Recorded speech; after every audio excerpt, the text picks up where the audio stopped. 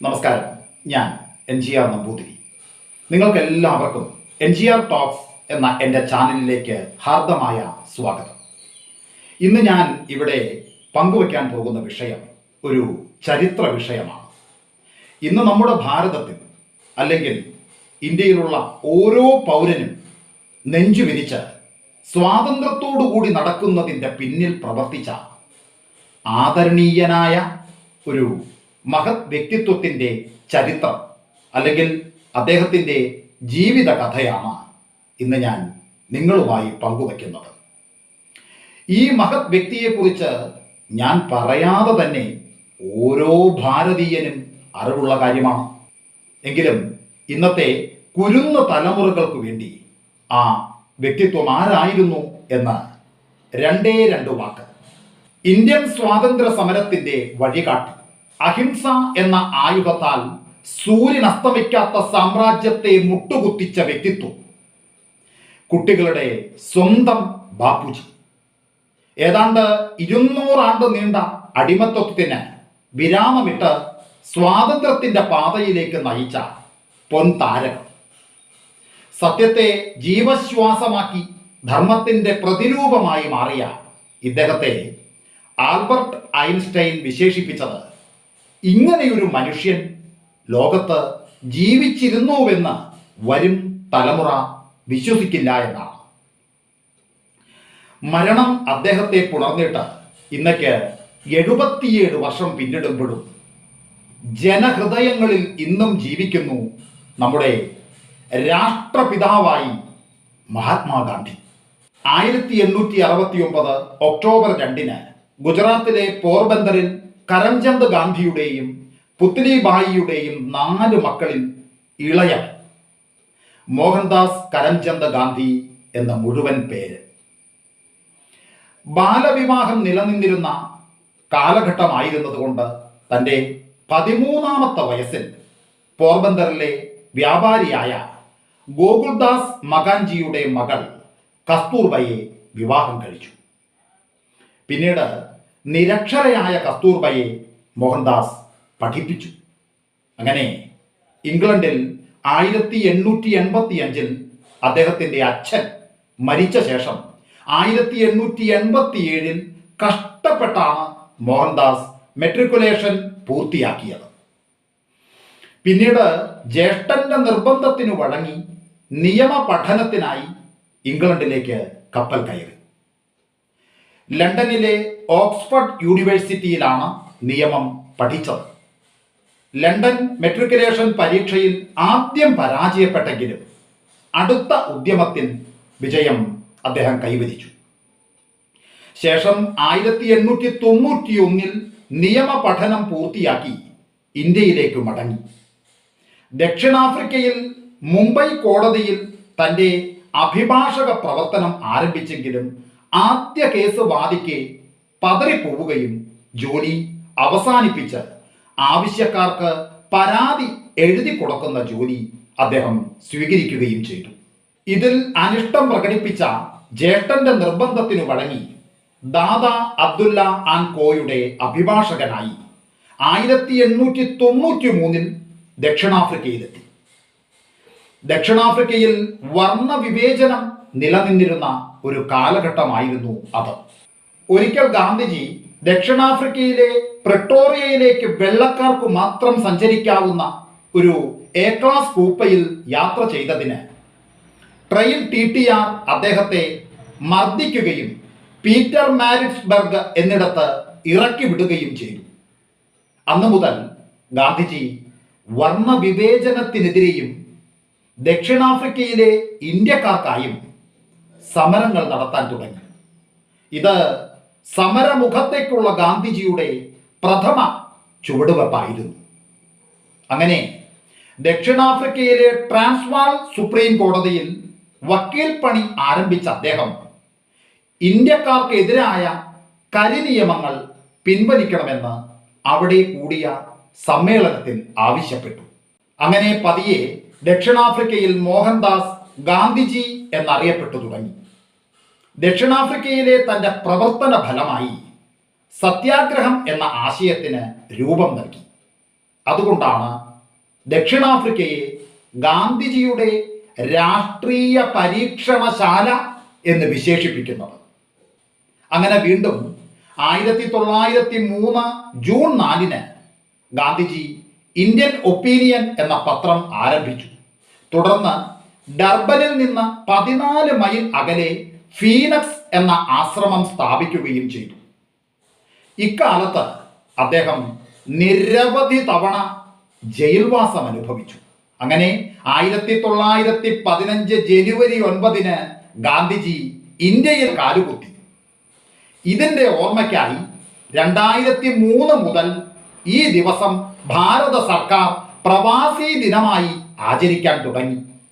ശേഷം ഗോപാലകൃഷ്ണ ഗോഖലെയുടെ ഉപദേശപ്രകാരം ഇന്ത്യയിലെങ്ങും സഞ്ചരിച്ച് അദ്ദേഹം പ്രശ്നങ്ങൾ പഠിച്ചു. അപ്പോഴാണ് രവീന്ദ്രനാഥ ടാഗോർ ശാന്തി നികേതനിലേക്ക് ഗാന്ധിജിയെ ക്ഷണിക്കുന്നത്. മരിക്കുവോളം നീണ്ട ആ സൗഹൃദത്തിൻ്റെ തുടക്കമായിരുന്നു അത്. ഗാന്ധിജിക്ക് മഹാത്മാ എന്ന വിശേഷണം നൽകിയതും ടാഗോറാണ്. അങ്ങനെ 1915 മെയ് 25 സത്യാഗ്രഹികൾക്കായി അഹമ്മദാബാദിൽ സത്യാഗ്രഹാശ്രമം സ്ഥാപിക്കുകയും പിന്നീട് സബർമതി തീരത്തേക്ക് ആ ആശ്രമം മാറ്റിയതോടെ സബർമതി ആശ്രമം എന്നായി മാറുകയും ചെയ്തു. 1917 ബീഹാറിലെ ചമ്പാരനിലെ കർഷക തൊഴിലാളികളുടെ അവകാശ സംരക്ഷണത്തിനായി നടത്തിയ സത്യാഗ്രഹമായിരുന്നു ഗാന്ധിജി ഇന്ത്യയിൽ നടത്തിയ ആദ്യത്തെ സത്യാഗ്രഹം. അങ്ങനെ 1919 ഏപ്രിൽ 6 റൗലത്ത് നിയമത്തിനെതിരെ ഹർത്താൽ സംഘടിപ്പിക്കുകയും ഏപ്രിൽ 13 നടന്ന ജാലിയൻ വാലാബാഗ് വെടിവെപ്പിനെതിരെ നിലകൊള്ളുകയും സ്വദേശി പ്രസ്ഥാനത്തിന് ആരംഭം കുറിക്കുകയും ചെയ്തതോടെ അക്കാലത്തെ പ്രമുഖ നേതാക്കളായ മോത്തിലാൽ നെഹ്റു, CR ദാസ്, പണ്ഡിറ്റ് മദൻ മോഹൻ മാളവ്യ എന്നിവർ ഗാന്ധിജിക്ക് പിന്തുണ നൽകുകയും ചെയ്തു. പിന്നീട് ഇന്ത്യൻ സ്വാതന്ത്ര്യ സമര നേതൃത്വം ഗാന്ധിജിയിലേക്ക് എത്തിച്ചേർന്നു. അക്കാലത്ത് അഹമ്മദാബാദിൽ നിന്ന് പ്രസിദ്ധീകരിച്ചിരുന്ന നവജീവൻ, യങ് ഇന്ത്യ എന്നിവയുടെ പത്രാധിപ സ്ഥാനം ഗാന്ധിജി ഏറ്റെടുത്തു. മാത്രമല്ല നിസ്സഹകരണ പ്രസ്ഥാനവും ആരംഭിച്ചു. 1920 കൽക്കത്ത കോൺഗ്രസ് സമ്മേളനത്തിൽ സ്വരാജ് പ്രമേയം അവതരിപ്പിക്കുകയും 1921 സ്വദേശി പ്രസ്ഥാനത്തിന്റെ തുടർച്ചയായി വിദേശി വസ്ത്ര ബഹിഷ്കരണം നടത്തുകയും ചെയ്തു. അങ്ങനെ 1922 ഗാന്ധിജിയെ 6 വർഷത്തെ തടവിന് വിധിച്ചു. ഈ ജയിൽവാസ കാലത്താണ് അദ്ദേഹം തൻ്റെ ജീവിതം പ്രതിപാദിക്കുന്ന ആത്മകഥ എൻ്റെ സത്യാന്വേഷണ പരീക്ഷണങ്ങൾ എഴുതുകയും പിന്നീട് നവജീവൻ, യങ് ഇന്ത്യ എന്നിവയിൽ അത് പ്രസിദ്ധീകരിക്കുകയും ചെയ്തത്. 1927 ആദ്യമായി ഇത് പുസ്തക രൂപത്തിൽ പ്രസിദ്ധീകരിച്ചത്. അങ്ങനെ കേരളത്തിൽ 1920 ഓഗസ്റ്റ് 18 നിസ്സഹകരണ പ്രസ്ഥാനവുമായി ബന്ധപ്പെട്ട് ഗാന്ധിജി കേരളം ആദ്യമായി സന്ദർശിച്ചു. 1924 മാർച്ചിൽ വൈക്കം സത്യാഗ്രഹത്തോടനുബന്ധിച്ചായിരുന്നു അടുത്ത സന്ദർശനം. 1927 ഒക്ടോബറിൽ ഗാന്ധിജി വീണ്ടും കേരളത്തിലെത്തി. 1934 ഹരിജൻ ഫണ്ട് ശേഖരണാർത്ഥം വീണ്ടും കേരളത്തിൽ. ക്ഷേത്രപ്രവേശന വിളംബരത്തിന്റെ പശ്ചാത്തലത്തിൽ 1937 ജനുവരിയിൽ വീണ്ടും. ഇങ്ങനെ 5 തവണ ഗാന്ധിജി കേരളം സന്ദർശിച്ചിട്ടുണ്ട്. അതുപോലെ ഇന്ത്യയിൽ ഉപ്പ് നിർമ്മാണത്തിന് നികുതി ചുമത്തിയതിൽ പ്രതിഷേധിച്ച് മഹാത്മാഗാന്ധിയുടെ നേതൃത്വത്തിൽ ആരംഭിച്ച അക്രമരഹിത സത്യാഗ്രഹമായിരുന്നു ഉപ്പു സത്യാഗ്രഹം. 1930 മാർച്ച് 12 ഉപ്പു നിയമത്തിനെതിരെ സബർമതി ആശ്രമത്തിൽ നിന്ന് 390 കിലോമീറ്റർ അകലെയുള്ള ദണ്ഡി എന്ന തീരപ്രദേശത്തേക്ക് കാൽനട യാത്രയോടെയാണ് ഇത് ആരംഭിച്ചത്. അതാണ് ദണ്ഡി യാത്ര. ഗാന്ധിജിയുടെ ആത്മശക്തിയും ജനസ്വാധീനവും വിളംബരം ചെയ്ത ഒരു സമരമായിരുന്നു ഇത്.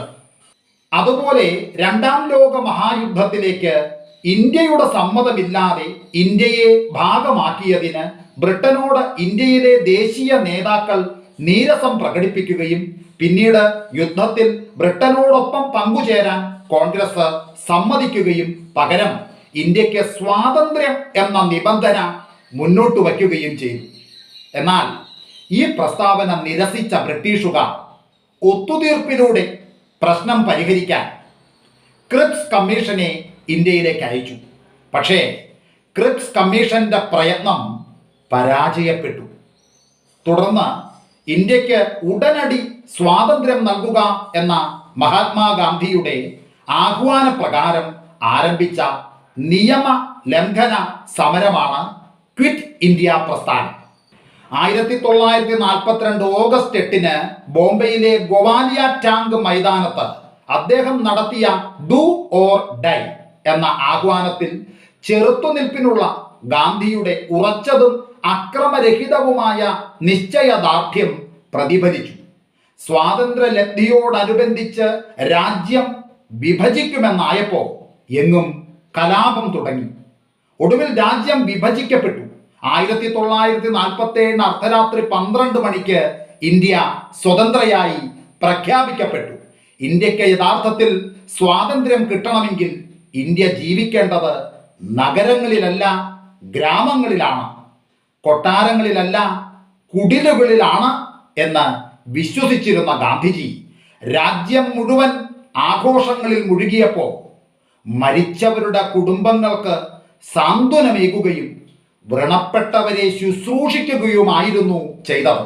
അങ്ങനെ 1948 ജനുവരി 30 വൈകിട്ട് 5:17 മതഭ്രാന്തനായ നാഥുറാം വിനായക് ഗോഡ്സെയുടെ കൈത്തോക്കിൽ നിന്നുതിർന്ന വെടിയുണ്ടയാൽ ചേതനയറ്റ് നമുക്ക് നമ്മുടെ ഇന്ത്യക്ക് സ്വാതന്ത്ര്യം നേടിത്തന്ന ഉദിച്ചു നിന്ന ആ പൊന്നക്ഷത്രം നമ്മുടെ ഗാന്ധിജി പൊലിഞ്ഞു വീണു. അന്ന് വൈകിട്ട് ആകാശവാണിയിലൂടെ രാഷ്ട്രത്തെ അഭിസംബോധന ചെയ്തുകൊണ്ട് നെഹ്റു പറഞ്ഞു, നമ്മുടെ ജീവിതങ്ങളിൽ നിന്ന് പ്രകാശം അണഞ്ഞു പോയിരിക്കുന്നു എന്ന്.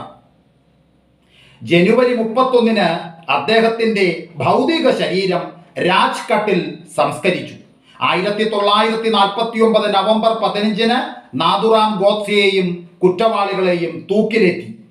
ഒരു ജീവിതം കൊണ്ട് ഒത്തിരി ജീവിതങ്ങൾക്ക് വഴികാട്ടിയായ ഈ മഹാത്മാവിനെ രാഷ്ട്രപിതാവ് എന്ന് ആദ്യം വിളിച്ചത് നേതാജി സുഭാഷ് ചന്ദ്രബോസ് ആയിരുന്നു. ഗാന്ധിയൻ ആശയത്തോടുള്ള ബഹുമാനാർത്ഥം ഒക്ടോബർ 2 ഗാന്ധി ജയന്തി ഐക്യരാഷ്ട്രസഭ അന്താരാഷ്ട്ര അഹിംസാ ദിനമായി പ്രഖ്യാപിച്ചു.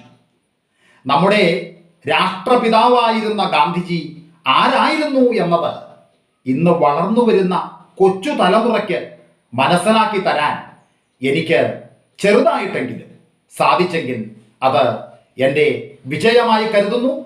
വന്ദേ ഭാരതം, ഭാരത് മാതാ കി ജയ്. എല്ലാവർക്കും ഒരിക്കൽ കൂടി എൻ്റെ നന്ദി, നമസ്കാരം.